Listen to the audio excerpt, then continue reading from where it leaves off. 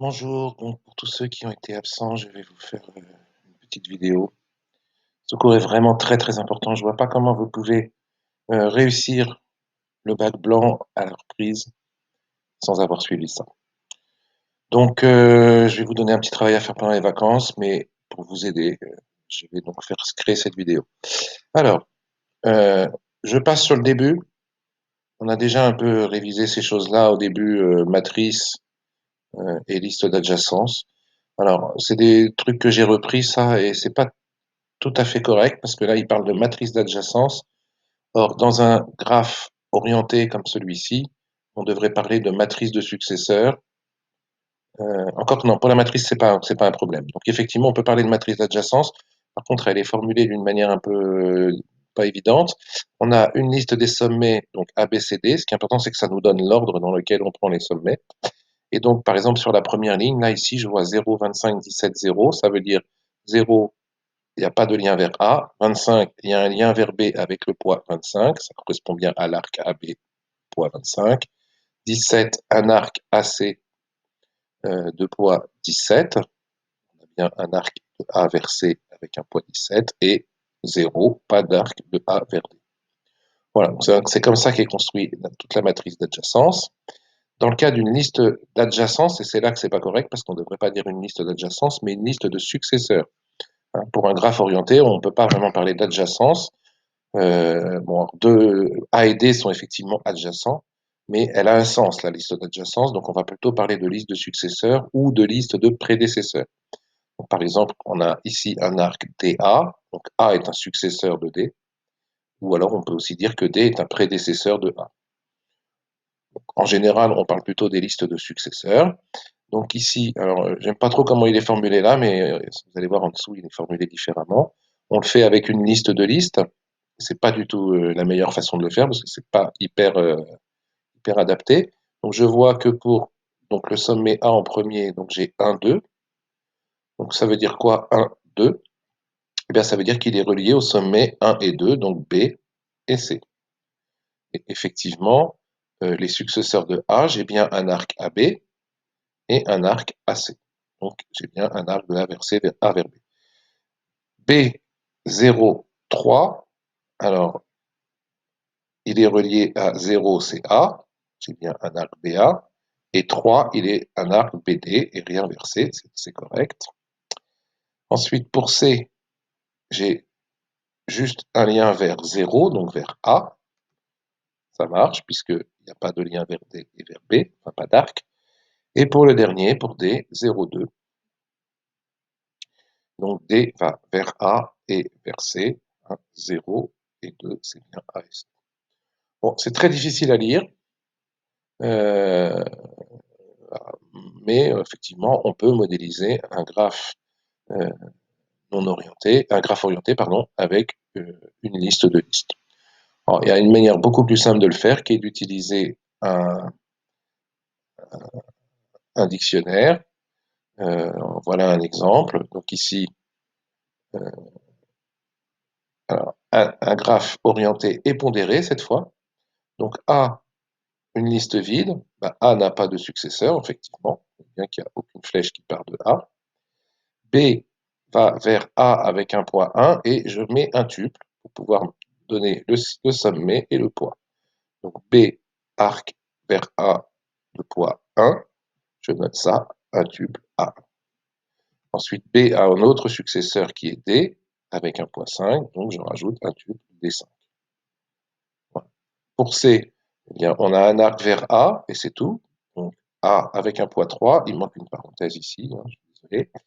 Et puis pour D, on a un arc A2, et là c'est marqué 2 points, mais c'est une erreur, hein, c'est une virgule, c'est un tuple, hein, le tuple A2, effectivement, D a un arc vers A avec un poids 2. On aurait pu faire la liste des prédécesseurs, je passe. C'est la même chose, mais on va dans l'autre sens. Alors, première chose, c'est écrire le dictionnaire en Python. Là, pour créer le dictionnaire, on crée simplement le dictionnaire comme ça. Donc, ouvrez la collade, fermez la collade, et puis on définit. Donc, les sommets sont les clés, A, B, C et D sont les clés du dictionnaire. Et pour chaque clé, la valeur, c'est la liste des arcs qui sont issus. Donc il n'y a aucun arc issu de A, et puis on retrouve A1 et B5 pour les successeurs de B, enfin voilà, les mêmes successeurs que ceux qu'on a vus différemment. Et puis, pour afficher, eh bien, le plus simple ici, si on veut afficher sous cette forme-là, comme celle qui est donnée ici on affiche des couples clés-valeurs. Donc le meilleur moyen d'afficher des couples clés-valeurs, c'est de faire un parcours du dictionnaire avec item, avec la méthode items. Donc, comme c'est une méthode, il y a bien des parenthèses ici. Hein. Donc, pour item ing.item, ça veut dire pour chaque couple dans la liste dans les éléments de G, afficher le couple. Et il affiche le couple clé-valeur. A successivement A, B, C, D. Ajouter un sommet. Alors, pour ajouter un sommet, ici on va ajouter un sommet E. Ben, on ajoute une clé dans le dictionnaire, parce que les sommets, c'est les clés. Pour ajouter une clé dans un dictionnaire, il suffit de la définir. G de E égale, et on la définit à une liste vide, puisque au départ, là, on a juste ajouté un sommet, on met aucun lien, aucun arc issu de E. Donc voilà, quand on exécute, eh bien, vous voyez qu'on a effectivement ajouté un sommet E qui n'a aucun successeur, puisqu'on ne lui a pas ajouté d'arc. Alors, on va lui ajouter un arc vers D avec un poids 2. Donc du coup, on va avoir E qui a un successeur qui sera D avec un poids 2. Comment on fait ça? On pourrait faire G de E égale le tuple des deux, mais imaginons que notre sommet ait déjà des successeurs. Là, on est en train de lui ajouter un successeur. Donc, on va préférer faire avec append. Et on append quoi? On append un tuple. Donc, dans la liste des successeurs de E, j'ajoute le tuple des deux. Et quand je fais un print, vous voyez qu'ici, j'ai bien D2 maintenant. Donc, j'ai bien créé un arc de E vers D avec un poids 2. Alors, ça, c'était pour un graphe orienté pondéré. Dans le cas d'un graphe non pondéré, on n'aura pas besoin de tuple. Et là, ça va être un graphe non orienté. Donc, au lieu d'ajouter des arcs, on va ajouter des arêtes. Et du coup, les arêtes, c'est comme un arc qui irait dans les deux sens. Donc, il va falloir faire attention à ça. Des fois, on va avoir besoin d'en tenir compte. Donc, d'abord, premièrement, créer l'arc, créer le graphe. Donc, comme tout à l'heure, hein, les sommets sont les clés du dictionnaire. Je fais un dictionnaire dont les clés sont les sommets. Donc ici, A, C, I, R, S et E sont les clés du dictionnaire. Et pour chaque clé, je vais mettre une liste de voisins. Par exemple, A, il a deux voisins, C et I. Donc je lui mets deux voisins, C et I, dans sa liste de voisins. Quand je dis liste de voisins, c'est bien un objet de type liste. Et là, cette liste ne contient que des sommets. Alors ici, les sommets sont des lettres. Ça pourrait aussi bien être des nombres ou ce qu'on veut. Hein. Pour nous, les sommets, ici, c'est juste des lettres. Et comme tout à l'heure, je fais un parcours sur les items, sur les couples clés-valeurs, et donc j'obtiens ce graphe. Vous pouvez vérifier que ce graphe-là, si vous faites sa matrice, sa liste d'adjacence, non, pardon. Oui, là c'est bien une liste d'adjacence, hein, parce que c'est un graphe non orienté. Donc sa liste d'adjacence, c'est bien celle-là. Bon, là, en gros, qu'est-ce qu'on dit? Par exemple, R a un seul voisin qui est I, c'est bien ce qu'on voit ici. E a deux voisins qui sont C et S, ça marche. E a bien deux voisins qui sont C et S, etc. Alors, ajouter un sommet, puis une arête. Pour ajouter un sommet, on ajoute une clé, c'est comme tout à l'heure, avec une liste vide, il n'y a rien qu'à changer. Pour ajouter une arête, il faut faire deux choses. Il faut ajouter S dans les voisins de K, et il faut ajouter K dans les voisins de S, parce que c'est un graphe non orienté, donc l'arête va dans les deux sens. Donc, j'ajoute S voisin de K, K voisin de S, et vous voyez que ici, effectivement, j'ai bien K dans la liste des voisins de S, et j'ai bien S dans la liste des voisins de K. Supprimer un sommet. Alors, pour supprimer une clé d'un dictionnaire, on utilise del. Donc del G de K, ça supprime la clé. Mais ça suffit pas. Alors là, je vais quand même vous montrer ce qui se passe. Alors je vais faire le dictionnaire, voilà.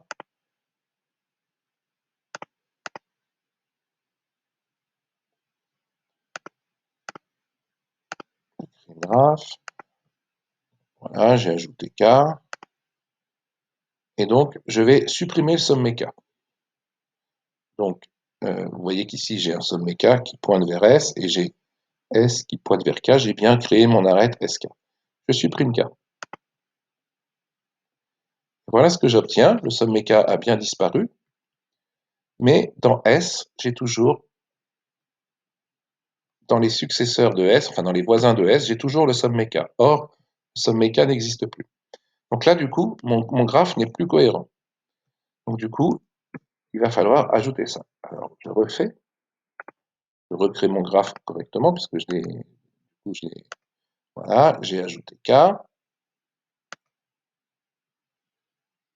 Et là, je vais le supprimer. Est-ce que je n'ai pas ajouté? Je le supprime.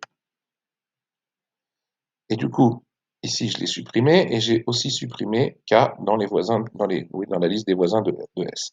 Comment j'ai fait? Après avoir supprimé le sommet, donc supprimé la clé K dans le dictionnaire, je vais parcourir le dictionnaire. Alors, quand j'écris for S in G, c'est pareil que si j'écrivais for S in G.keys. Même chose, hein. Quand on fait un parcours avec for S in G, on parcourt simplement le dictionnaire sur ses clés. Donc en général, on n'écrit pas le G.keys. Si K est dans la liste des voisins de S, donc pour chaque sommet de G, si K est dans la liste de ses voisins, eh bien on l'enlève. Et pour enlever un élément dans une liste, on utilise remove. On ne peut pas utiliser del, puisque del va nous enlever un élément, mais il faut qu'on lui donne quel indice, l'indice de l'élément qu'on veut supprimer. Et on ne peut pas non plus utiliser, je sais plus, je m'y perds. Enfin, bref, on est obligé d'utiliser remove. Oui, on ne peut pas utiliser pop, parce que pop c'est pareil. On peut faire un pop, c'est pop 0 ou pop tout court pour enlever le premier ou le dernier. On peut aussi faire pop i pour enlever n'importe quel ième élément, mais il faut connaître l'indice. Là, on ne connaît pas l'indice, on connaît que la valeur, donc on doit utiliser remove. C'est ce qu'on fait. Donc du coup, là, quand je l'exécute, eh bien, vous voyez que ça supprime effectivement la valeur K dans la liste des voisins de S. Voilà, donc là, on a vu à peu près toutes les manips qu'on a besoin de faire pour créer, agrandir ou supprimer. Mais en fait, on va créer des fonctions qui vont faire ça et on va s'intéresser beaucoup aux préconditions parce que on a vite fait de faire des bêtises et d'avoir un graphe qui n'est plus cohérent et une variable g qui serait plus du tout utilisable. Alors, quelles sont les préconditions? Commençons par la fonction ajouter un sommet. Donc, qu'est-ce que je veux ajouter un sommet? Donc, il me faut deux arguments, le graphe dans lequel je veux ajouter et puis le sommet que je veux ajouter. Le sommet, ici, S, ça pourrait être par exemple la lettre K, peu importe, c'est le nom du sommet. Alors, en entrée, donc un dictionnaire G et un nouveau sommet qu'on veut ajouter. La fonction ajoute le sommet dans le graphe G. La fonction ne renvoie rien. Ici, G va être modifié. G, c'est un dictionnaire, donc c'est un élément mutable, un objet mutable, et les objets mutables, on peut les modifier par effet de bord. C'est ce qu'on fait ici. En fait, là, on exploite l'effet de bord pour modifier le graphe. Donc, c'est pas la peine de mettre un return, et de toute façon, le graphe est automatiquement modifié. Si on le modifie dans la fonction, il est aussi modifié dans le programme appelant. Alors, précondition, il faut que, on ne peut pas ajouter un sommet qui existe déjà. Donc, il faut que S ne soit pas déjà existant. Et on vous précise quoi faire si la précondition n'est pas vérifiée. Si le sommet existe déjà, la fonction affiche un warning et ne fait rien. Donc, il va falloir qu'on programme pour que la fonction obéisse à ces spécifications. Donc, du coup, on va commencer par s'occuper de la précondition. Si le sommet existe déjà, la fonction affiche un warning et ne fait rien. Comment je teste si le sommet existe déjà? Bien, le sommet, c'est une clé. Donc, je fais if s in g, sous-entendu if s in g.keys. Donc, si j'ai déjà une clé avec ce sommet, ça veut dire que le sommet existe déjà. Dans ce cas-là, on affiche le sommet S existe déjà et on return sans rien faire. Donc là, on n'a rien fait, on a juste fait un print et puis la fonction s'arrête. Dans le cas contraire, donc on n'a même pas besoin de mettre un else. Si on arrive là, c'est qu'on n'a pas fait le return, donc c'est que la condition S in G n'est pas vérifiée. donc la précondition S n'existe pas est vérifiée, et bien dans ce cas-là, on crée le sommet G2S avec une liste vide, hein, puisque là on crée un sommet qui n'a pas de voisin pour le moment. Voilà pour ajouter sommet. Alors je vais passer rapidement en vue les autres. Ajouter une arête. Quelles sont les préconditions ici? Pour ajouter une arête entre deux sommets S1 et S2, il faut que les deux sommets existent. Donc si je n'ai pas S1 in G and S2 in G, c'est-à-dire si je n'ai pas les deux sommets déjà existants, eh bien je vais afficher les sommets S1 et S2 doivent exister et j'arrête. Deuxième précondition, l'arête S1 S2 ne doit pas être déjà existante. Je ne peux pas ajouter une arête si elle existe déjà. Alors, ce n'est pas tout à fait vrai parce que dans le cas d'un multigraphe, on pourrait avoir plusieurs arêtes. On va dans l'idée qu'on est sur un graphe, qu'on veut un graphe simple et qu'on ne veut pas qu'il y ait deux arêtes entre deux sommets. Dans ce cas-là, je vais vérifier la condition. Quelle est la condition? Si S1 est déjà dans les voisins de S2 ou que S2 est déjà dans les voisins de S1, dans ce cas-là, ça veut dire que la précondition n'est pas vérifiée. Et dans ce cas-là, on affiche et on renvoie. Alors, si ces deux conditions sont correctement vérifiées, on ne va pas effectuer les returns, on va donc continuer la fonction, et donc on va exécuter ces deux lignes, c'est-à-dire qu'on va ajouter S2 dans les voisins de S1 et ajouter S1 dans les voisins de S2.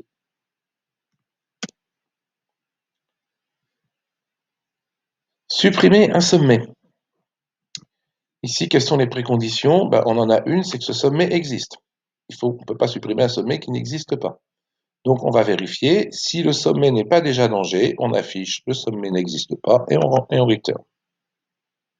Alors, dans le cas contraire, on continue la fonction. Donc del G2S pour supprimer le sommet, on supprime l'entrée S, la clé S dans le dictionnaire. Et ensuite, pour tous les sommets dans G, alors je ne peux pas faire S in G puisque j'ai déjà un sommet S. Donc, je vais faire for S1 in G. Donc, pour tous les sommets S1 de G, si S est dans la liste des voisins de S1, c'est la même chose que ce qu'on a fait ici, quand on a supprimé le sommet K. For S in G, if K in G2S, G2S.remove K. Là, on fait la même chose.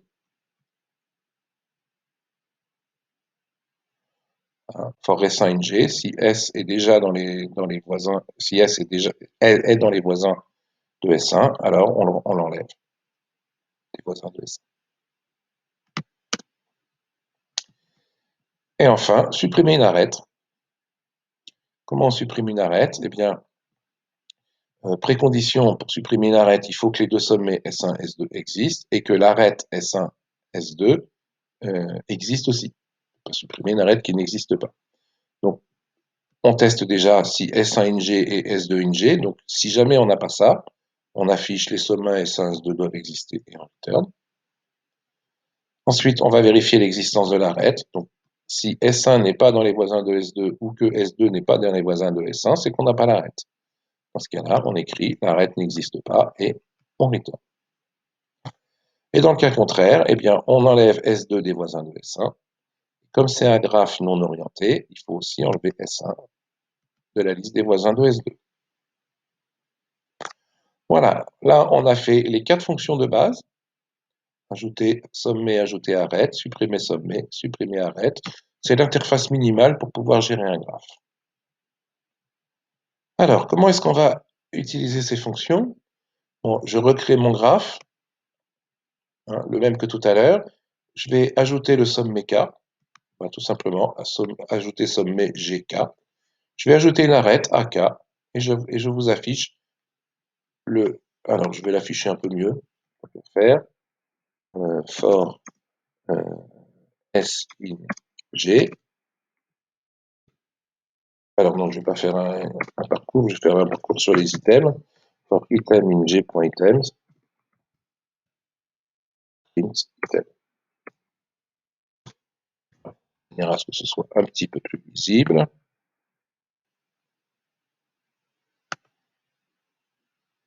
Ah oui, alors j'ai pas défini les fonctions, il faut que j'exécute cette cellule-là avant. Et voilà. Et donc j'ai bien ajouté un sommet K avec une arête KA et on la retrouve ici à RK. On a bien l'arête dans les deux sens, c'est tout. Si on veut supprimer l'arête AK, alors déjà, je vais vous montrer qu'est-ce qui se passe si je recommence. Si je le réexécute. Alors, pourquoi il ne m'a pas donné un message d'erreur? Il aurait dû ajouter un sommet K. Alors, qu'est-ce qui ne va pas là? Il ne nous a pas fait les prints. Alors, ajouter sommet, if S in G, print. Bah, c'est bizarre quand même. Ah oui, je sais pourquoi. Parce qu'ici, à chaque fois, je recrée le graphe, donc du coup, voilà. Donc là, du coup, j'ai déjà ajouté le sommet K et l'arête AK. Si j'exécute, eh bien, il me dit le sommet K existe déjà, l'arête AK existe déjà, donc il ne le fait pas. Et effectivement, vous pouvez voir qu'il n'a pas rajouté encore le sommet K et qu'il n'a pas rajouté une deuxième fois A dans la liste des voisins de K.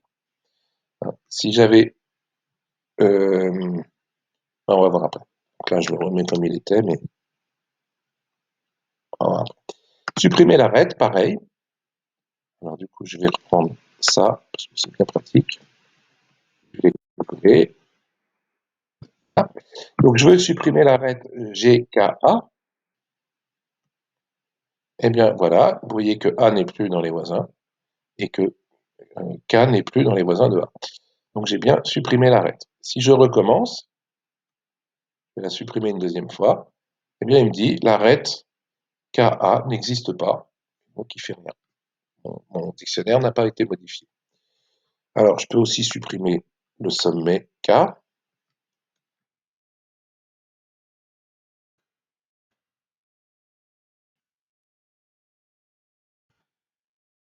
Voilà, j'ai supprimé le sommet K.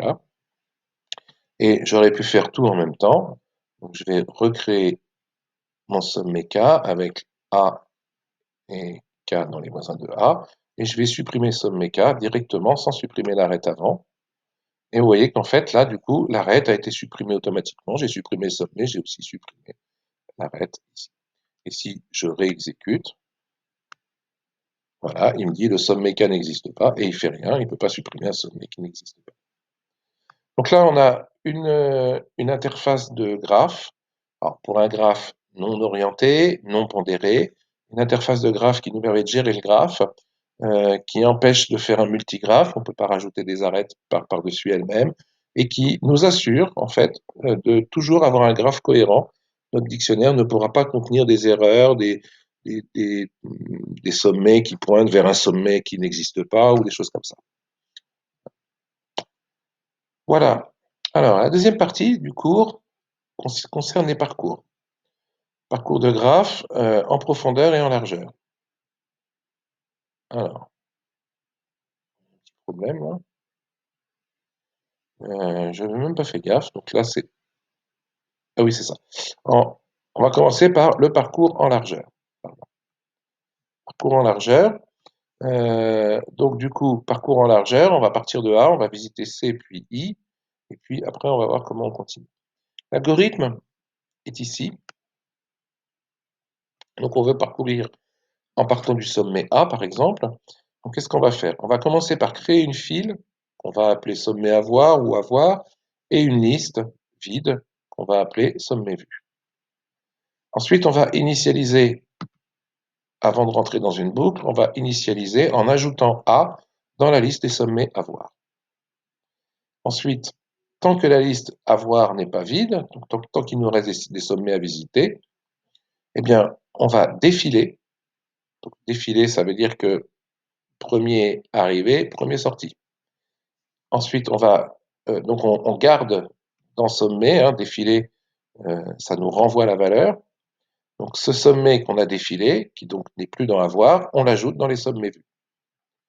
Et ensuite, on va visiter tous les voisins de ce sommet, enfin aller voir tous les voisins de ce sommet. S'ils ne sont pas déjà dans avoir et s'ils ne sont pas déjà dans vue, alors on les ajoute dans la liste des sommets à voir. Alors, déroulons cet algorithme sur un exemple pour bien le comprendre. Donc, à l'initialisation, à la fin de l'initialisation, on a sommet vu qui est une liste vide et sommet à voir qui est une file qui contient seulement A. Hein, on ajoute A dans la liste des sommets à voir. Au départ, on avait les deux qui étaient vides, mais on ajoute A dans les avoirs, donc on a avoir qui n'est pas vide, qui contient juste le sommet de départ. Ensuite, tant que avoir n'est pas vide. Donc là, c'est le cas, on défile.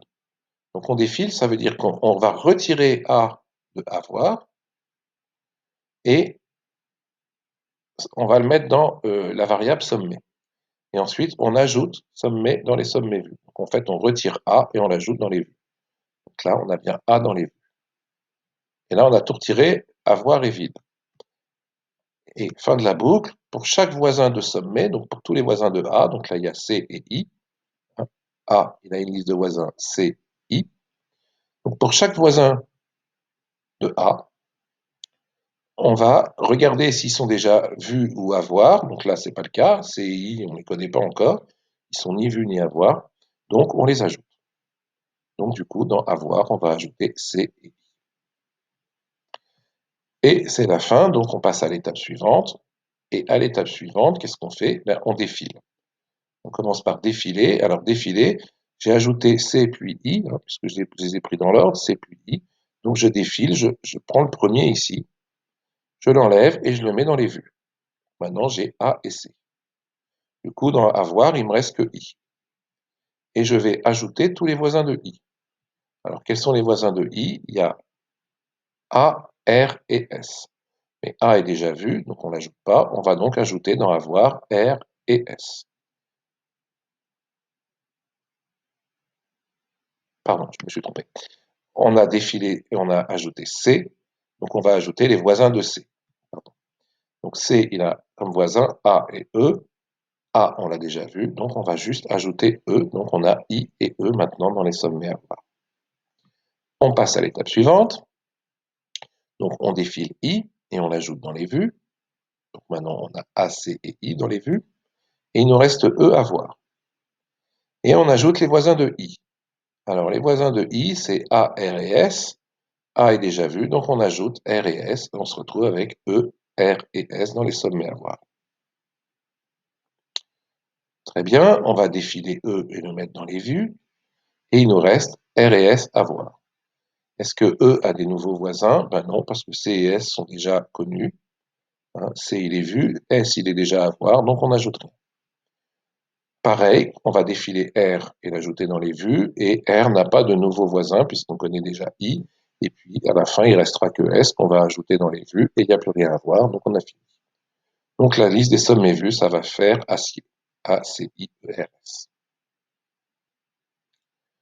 Voilà, donc le déroulé du code, étape par étape. Là, ici, on reporte simplement les états des deux listes, enfin des deux listes, enfin, il y a une liste et une file, à la fin de chaque étape, pour bien comprendre ce qui se passe, et ça nous permet d'avoir le déroulé complet du, de la- du parcours en profondeur. Alors, allons-y. Euh, comment on fait le parcours? Eh bien, on crée une liste vide, vue. Là, je fais juste un print en console, et là, je définis ma variable avoir que j'initialise. On ajoute simplement le sommet de départ dans la liste avoir. On commence la boucle, tant que avoir n'est pas vide. Alors, c'est une file. Donc, pour défiler, je vais utiliser pop de 0. Et pour ajouter, je vais utiliser append. J'ajoute en queue, je retire en tête. C'est bien un fonctionnement de file. Donc, je prends le premier, pop de 0, et je l'ajoute dans les vues. Vue.append, pour ajouter dans la liste vue, j'ajoute le sommet S que je viens de défiler. Ensuite, pour tous les voisins, alors la liste des voisins, c'est pas S, mais c'est G2S. S, c'est le sommet, G2S, c'est la liste des voisins. Donc pour chaque voisin de S, s'il n'est pas dans avoir et s'il n'est pas dans vue, alors je l'ajoute dans la liste avoir. Voilà, et puis je continue ma boucle tant que avoir n'est pas vu. Alors quand j'exécute ce code, eh bien vous voyez qu'on part de A, on visite A, C, I, E, R, S, on retrouve bien la liste des sommets dans le même ordre que ce qu'on avait fait en déroulant à la main. Donc sur cet exemple, on a testé le code, on a vérifié qu'il donnait le bon résultat sur un cas. Pas que notre code n'a aucune erreur, mais au moins ça prouve que voilà, on a au moins fait un test pour vérifier que le code est correct. Alors voyons le parcours en profondeur. Donc la même chose, c'est quasiment le même code. On crée cette fois-ci une pile et non pas une file, qui va être donc la liste avoir, et une liste vide, sommet vu ou vu, pour les sommets qu'on a déjà visités. Donc au départ, cette liste est vide. On ajoute A dans la liste des sommets à voir, donc, qui est une pile, et on commence la boucle. Tant que avoir n'est pas vide, eh bien on dépile. Tout à l'heure on défilait, maintenant on dépile. Donc on dépile et ce sommet qu'on a dépilé, on l'ajoute dans la liste des sommets vus. Et puis pour chaque voisin, on ajoute. Allons-y, déroulons-le. Donc sommet vu, à la fin de l'initialisation, le sommet vu est une liste vide et le sommet à voir ne contient que le sommet de départ, donc on va partir de A. Étape 0, donc on dépile A, bon il est tout seul, donc on prend et on le met dans les vues. Donc dans les vues, on a A. Et dans avoir, ben, on a enlevé A, donc il n'y a plus rien, et on va ajouter les voisins de A. Ben, les voisins de A, ils sont là, c'est C et I, cet ordre-là. On ajoute C et I dans les sommets à voir. On dépile, donc comme on dépile, cette fois-ci, on prend le dernier entrée, donc le dernier entrée c'est I, on défile par la fin, donc avec un pop au lieu d'un pop 0. On défile I, on l'ajoute dans les sommets vus, en vue on a AI, et on ajoute les voisins de I. Alors les voisins de I, c'est A, R, S. Du coup, A il est déjà vu, donc on va ajouter R et S dans les sommets à voir, donc maintenant on a C, R, S dans les sommets à voir. Et on dépile S. Donc on met S dans vue, et on ajoute les voisins de S. Alors, les voisins de S, il y a E et I, donc on ajoute seulement E puisque I il est déjà visité. Donc on avait CRS, on a enlevé S, il nous restait CR, on ajoute E, on a CRE dans les sommets à voir. On dépile le E, donc dans vue maintenant on a AISE, et il nous reste CR dans la liste des sommets à voir. On va ajouter les voisins de E, les voisins de E sont là, il y a C et S, mais C il est déjà dans la liste à voir, et S il est déjà dans la liste des sommets vus. Donc on les ajoute ni l'un ni l'autre, on n'ajoute rien. À l'étape suivante, on va dépiler R, qui n'a pas de nouveau voisin, puis à l'étape encore d'après, on va dépiler C, qui n'a pas encore de nouveau voisin. Voilà, donc on obtient la liste des sommets vus dans l'ordre A, I, S, E, R, C. Ça, c'est le parcours en profondeur. Implémentation, c'est exactement le même code que tout à l'heure, hein. On crée la liste vide, on crée la liste à voir qui contient que le sommet de départ, on dépile. Donc, du coup, là, on avait pop tout à l'heure, maintenant, on va avoir pop 0.